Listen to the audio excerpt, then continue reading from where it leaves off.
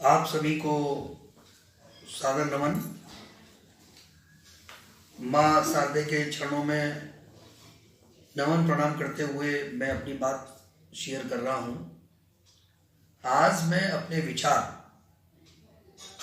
एक ऐसे महत्वपूर्ण बिंदु पर व्यक्त कर रहा हूँ जो हमको अंदर तक झकझोर देगा, यानी पाप की कमाई से कमाया हुआ धन, पाप के कार्य से कमाया हुआ धन कभी हमारा भला नहीं कर सकता।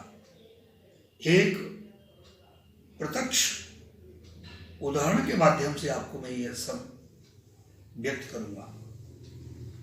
पंजाब में एक खन्ना नामक स्थान है।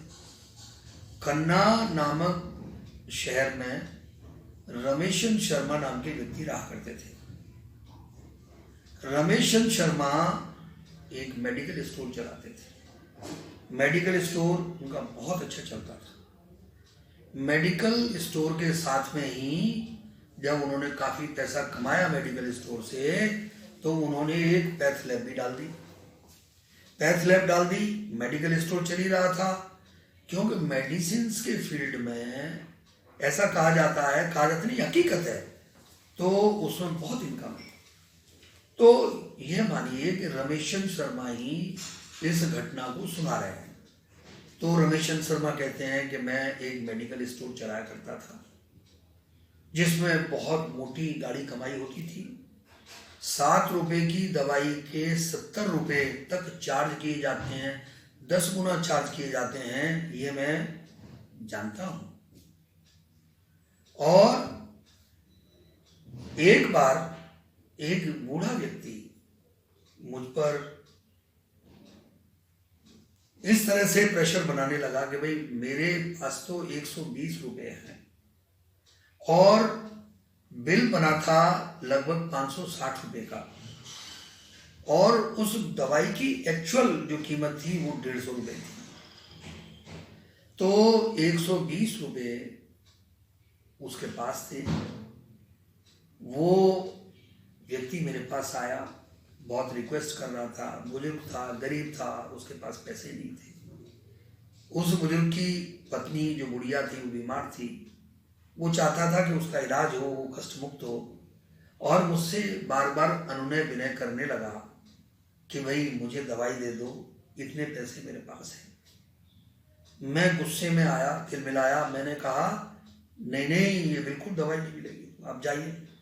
और मैंने जब उसको मना कर दिया तो दूसरा व्यक्ति, एक ग्राहक उसके बराबर में खड़ा था और उसको तरस आया उस बुजुर्ग पर। उसने कहा कि पैसे मैं दे दूंगा। तो उसने पूरी दवाई के पैसे मुझे दिए और बुजुर्ग को दवाई उन्होंने हैंड ओवर की और वो ले जा करके अपनी पत्नी को उन्होंने दी होगी। लेकिन मैं रमेशन शर्मा ये कहता हूँ कि जो दवाई मैंने उसको दे दी, पैसा ले लिया, लगभग 8 से 9 और 10 गुना पैसा मेडिसिन में हम जो चार्ज करते हैं। अलग अलग मेडिसिन होती हैं, किन्हीं पर दुगना मिलता है, किन्हीं पर तिगुना मिलता है। तो पैसे चार्ज करने के बाद इनकम बहुत बढ़ती चली गई। इस तरह से हम पैसे चार्ज करते चले, इनकम बहुत बढ़ती चली गई। और सन 2008 की बात है। सन 2008 में मेरे बेटे को, जो इकलौता बेटा था, उसको ब्रेन ट्यूमर हो गया।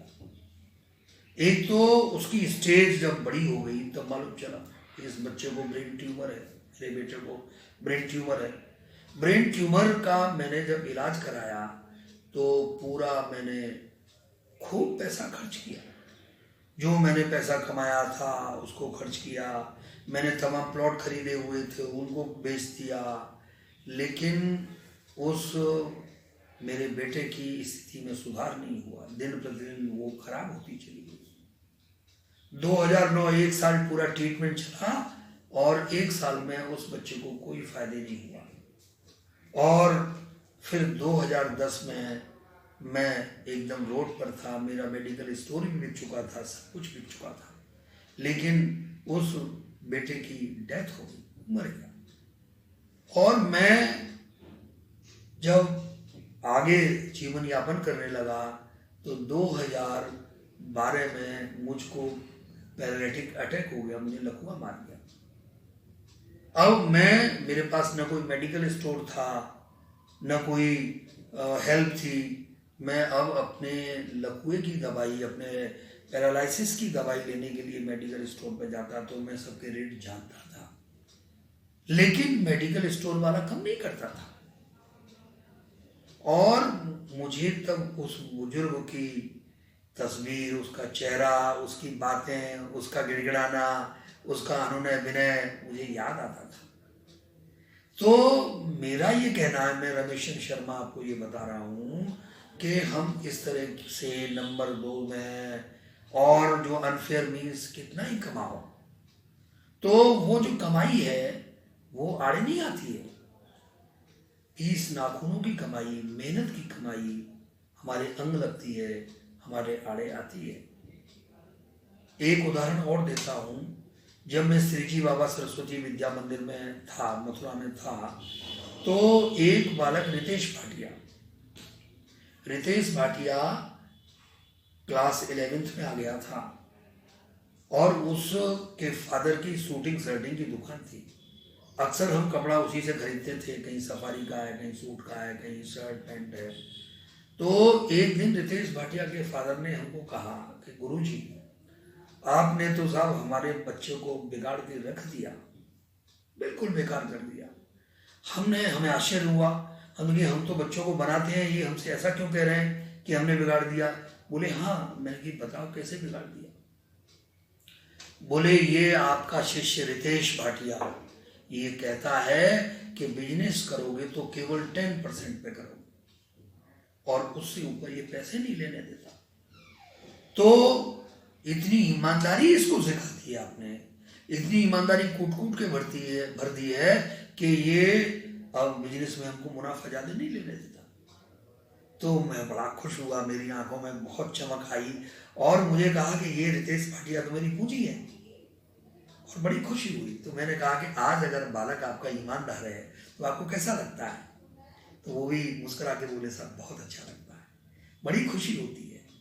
तो ईमानदारी जीवन में एक अच्छा गुण है। मेहनत से कमाया हुआ पैसा, मेहनत से कमाई हुई रोटी में अमृत होता है। जैसे गुरु नानक देव एक गांव में गए और वहां उन लोगों ने उसको खाना परोसा, बड़े अच्छे व्यंजन थे। उन्होंने उसमें से एक रोटी उठा करके उसको निचोड़ा तो उसमें से रक्त निकला। तो गुरु नानक देव ने वहां भोजन नहीं किया।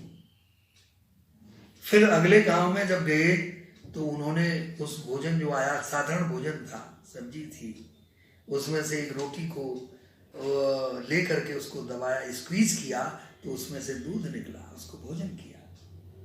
तब मर्दाना ने जब पूछा कि साहब गुरु नानक जी ये क्या है, गुरु जी जरा बताएंगे? बोले कि जो पहला भोजन था वो पाप की कमाई से बनाया हुआ भोजन था और दूसरा भोजन ये किसान जो मेहनत करता है उसकी कमाई का भोजन है। तो इसमें अमृत है, इसमें दूध है और उसमें रक्त है।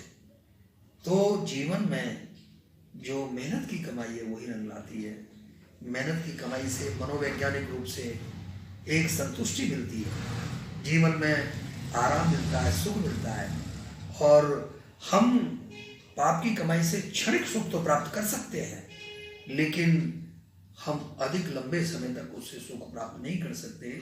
और जो आगामी हमारी पीढ़ी है उसको विरासत में हम पाप की कमाई दे जा सकते हैं और जिससे कि वो आगे आने वाली पीढ़ी भी उसको भुगतती है।